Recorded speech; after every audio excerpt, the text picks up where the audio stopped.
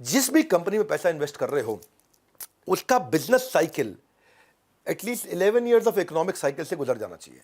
क्या मतलब हुआ कि बिजनेस साइकिल, इकोनॉमिक साइकिल, यानी कि 11 साल कम से कम पुरानी कंपनी हो, जिसमें कई बार अप टर्न डाउन टर्न सब आते हैं और वो उसको देख सका है, वो पूरा उसको महसूस कर सके कि डाउन टर्न में सस्टेन कर जाए, चलती रहे मंदी में भी, और अप टर्न को राइड कर जाए, ऊपर बढ़ जाए। तो यानी कि कंपनी 11 साल पुरानी हो भैया, साधारण बात है। ऐसा नहीं कि अभी किसी आई गई कंपनी में अभी आई उसमें इन्वेस्ट कर दिया। कंपनी ने मंदी के दौर को कैसे झेला है, ये महत्वपूर्ण है। जितनी पुरानी कंपनी होगी उतना ट्रैक आपके सामने होगा विजिबल कि ये कैसे आगे बढ़ी है।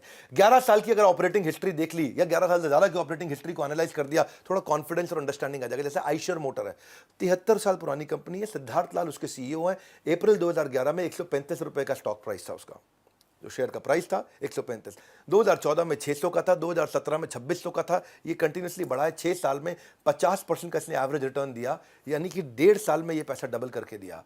आपके पास ट्रैक रिकॉर्ड था इसका। ब्रिटानिया इंडस्ट्री का ट्रैक रिकॉर्ड है, 129 साल पुरानी कंपनी है ब्रिटानिया, और वरुण बेरी उसके मैनेजिंग डायरेक्टर हैं। 2011 में 200 का प्राइस था, 14 में 450 था, 2017 में 1800 था, 2021 में 3400 रुपये हो गया। शेयर प्राइस लगातार बढ़ा है। उसके पास ट्रैक रिकॉर्ड है आपके पास 10 साल का, 28% का एवरेज रिटर्न। अगर 10 साल देखूंगा 28% का एवरेज रिटर्न दिया इसने।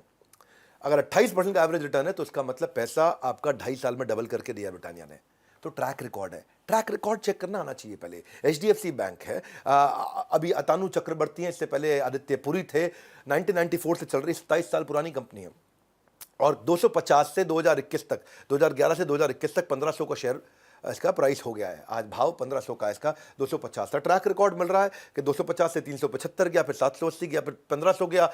इसका जो कैगर है, कंपाउंडेड एनुअल ग्रोथ रेट है, आप अगर 10 साल का चेक करोगे तो एवरेज 18% का रिटर्न दिया है।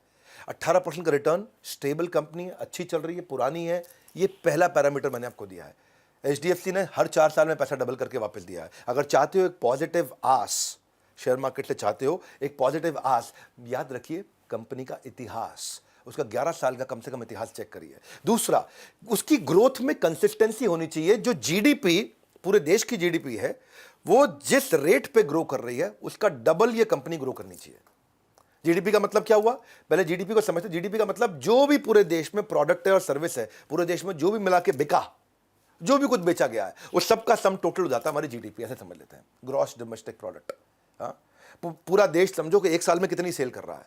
अब समझो पूरा देश एक साल में जो सेल कर रहा है वो 5% बढ़ रही है, तो इस कंपनी जिसमें आप इन्वेस्ट कर रहे हो वो 10% बढ़नी चाहिए। सिंपल हो गया जी। क्योंकि ऐसा नहीं मैं चाहता कि जो पूरा देश जिस मात्रा में ग्रो कर रहा है उसी मात्रा में कंपनी भी ग्रो कर रही है, तो कंपनी ने कुछ खास नहीं किया। देश जितना ग्रो कर रहा है कंपनी उससे डबल ग्रो करनी चाहिए। तो ये हो गया रूल नंबर 2 मेरा। हाँ, यानी कि देश 5% ग्रो कर रहा है तो कंपनी 10% ग्रो करनी चाहिए। देश 7.5% ग्रो कर रहा है तो कंपनी 15% ग्रो करनी चाहिए। कम से कम 20 कर रही है, 30 कर रही है, और अच्छी बात है। ग्रोथ ट्रैजेक्टरी को एनालाइज करो, एनुअल एवरेज रिटर्न कितना दिया, उससे प्रेडिक्टेबिलिटी आ जाएगी। जैसे रैडिको खैतान है, रैडिको खैतान ललित खैतान की कंपनी है, और ये जीडीपी 7% ग्रो करता रहा, इनकी कंपनी 18% ग्रो करती रही है। हाँ, इनका 2017 में 130 का भाव था, आज 600 का भाव है। 4 साल में लगभग 40% का रिटर्न उन्होंने एवरेज रिटर्न दिया है। पैसे को 2 साल में डबल कर पा रहे हैं ये। अगर पैसे को 2 साल में डबल कर पा रहे हैं रैडिको खैतान, तो बहुत बढ़िया है। समझ में आ रहा है आपको। जुबिलिएंट फूड वर्क, डोमिनोज पिज्जा जिसका आता है, हरी भारतीय, श्याम भारतीय, ये हिंदुस्तान टाइम्स वालों का है ग्रुप कंपनी। जीडीपी 7% ग्रो कर रहा था, इनकी कंपनी 17% ग्रो कर रही थी। 550 का भाव था इनका 2017 में, फिर 1600 हुआ, अभी 3000 चल रहा है इस समय। 3000 के भाव को पार कर गया 2021 में। ये 4 साल में 43% का रिटर्न दिया, यानी कि लगभग 1.5 साल में पैसा डबल कर देती है कंपनी। ये कैसे है, इसके पीछे फैक्टर क्या था? देश की ग्रोथ रेट नहीं, कंपनी की ग्रोथ रेट देश की ग्रोथ रेट से काफी आगे हो। साधारण भाषा में समझा रहा हूं आपको।